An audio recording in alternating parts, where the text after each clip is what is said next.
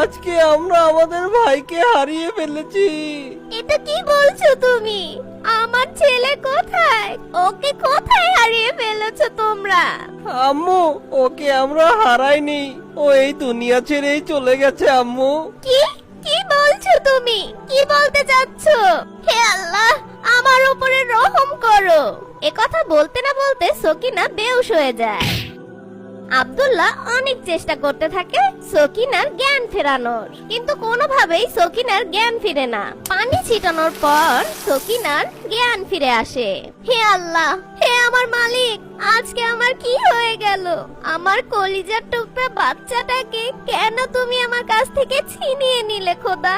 আম্মু, আমরা আপনার কথা শুনিনি, তাই হয়তো আল্লাহ তাআলা আমাদের এই শাস্তি দিয়েছেন। আমার ভাইটাকে আমি হারিয়ে ফেলেছি আম্মু।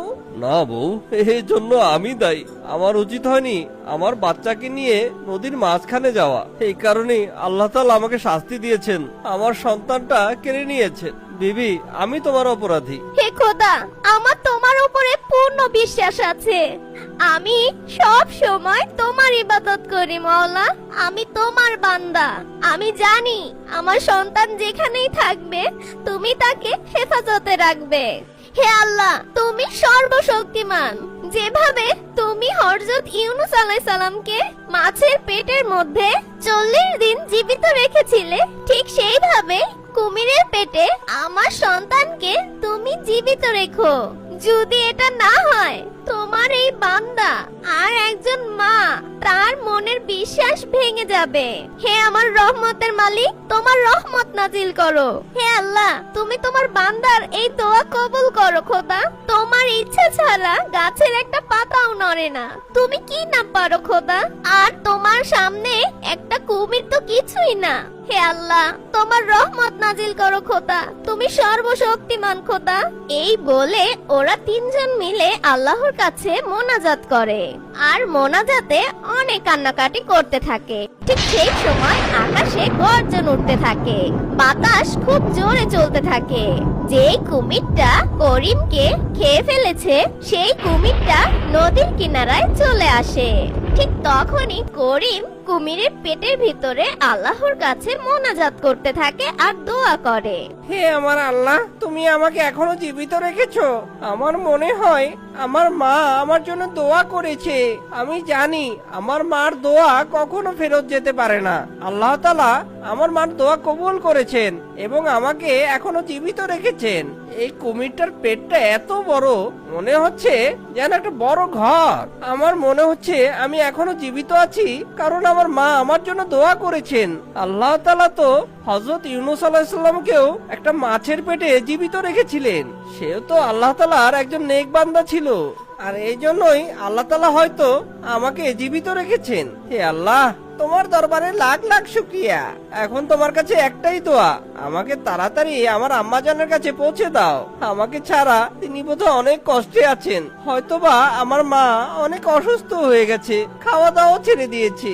আমি জানি আমার আম্মি জান আমাকে সবচেয়ে বেশি ভালোবাসে। ঠিক তখনই অনেক জোরে জোরে বাতাস বইতে লাগে। ঠিক তখনই একটি ফেরেশতা পৃথিবীতে আসে, আর সেই ফেরেশতা কুমিরের কাছে আসে, আর একটা জাদুর মাধ্যমে সেই কুমিরের পেট থেকে করিমকে বের করে নিয়ে আসে। তখন সেই ফেরেশতা করিমকে বলে, ওঠো বাবা, তোমার মা তোমার জন্য অপেক্ষা করছে। তখন করিম বেহুশ পড়েছিল, আর সাথে সাথে সেই ফেরেশতা করিমের উপরে একটি আলোর রশ্মি ফেলে, আর সাথে সাথে করিমের জ্ঞান ফিরে আসে। হে আল্লাহ, এ তো কোনো ফেরেশতা মনে হচ্ছে।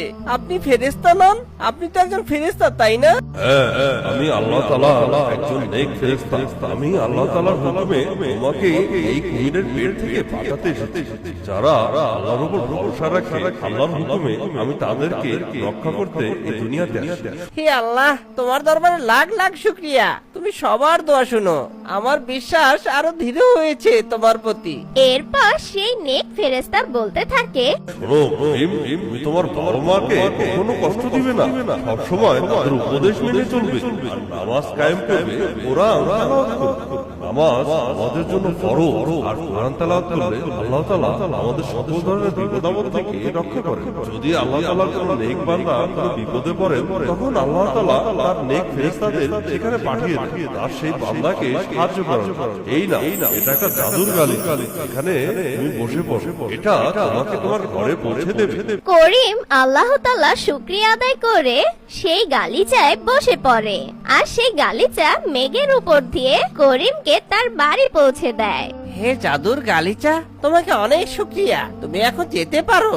তখন সকিনা ঘরে বসে করিমের কথা মনে করে কান্না করতে থাকে।